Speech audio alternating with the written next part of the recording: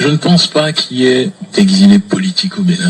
Et nous devons faire collectivement attention aux mots que nous utilisons, à la manière dont nous les utilisons en fait. La politique ne peut pas, et ça c'est un choix qui a été fait dès 2016 par le président de la République, le président Patrice Talon, ne peut pas être un parapluie de protection contre tout type d'acte. C'est pas parce que je suis homme politique que demain je vais prendre ma voiture et commencer à rouler à 180 à l'heure sur le boulevard de la Marina. Et si on m'arrête, je dirais on m'a arrêté parce que je suis opposant politique. Non, nous avons collectivement à défendre l'image de notre pays. Il n'y a pas d'exilés politiques au Bénin. Et des prisonniers ? Il y a des hommes politiques, il y a peut-être des acteurs politiques qui ont maille à partir avec la justice et qui ont décidé de ne pas revenir se présenter devant la justice. Mais ça n'en fait pas des exilés politiques. Je ne pense pas qu'il faille commenter ou revenir sur tout ça, mais je pense que c'est important que collectivement, ce que nous avons, qui est important, notre vivre ensemble, il faut qu'on arrête de jeter l'opprobre sur notre pays. C'est pas parce que aujourd'hui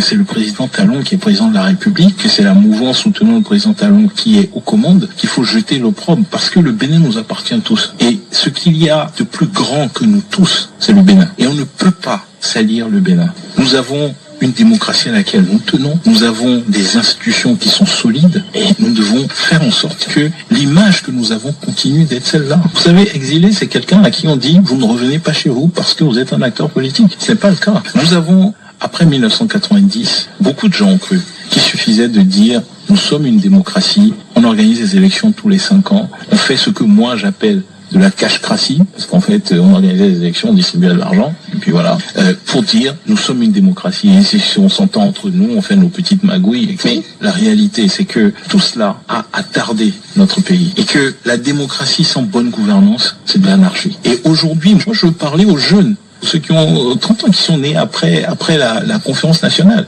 Ceux-là, ils n'ont pas besoin qu'on leur raconte, excusez-moi du terme, des cracks. Ils ont besoin d'emploi, ils ont besoin de pouvoir se projeter dans le futur. Ils voient un Bénin qui est en train de rayonner à l'international, que tout le monde respecte. Et c'est à eux aujourd'hui de se lever pour dire nous refusons qu'on jette l'opprobre sur notre pays. On ne peut plus être dans un pays où, simplement parce que vous êtes acteur politique, vous pouvez ne pas respecter la loi et que parce que vous avez ce parapluie-là, vous allez pouvoir dire si demain on me demande de répondre de mes actes, je vais dire que c'est parce que je suis un opposant politique. Ce n'est pas possible.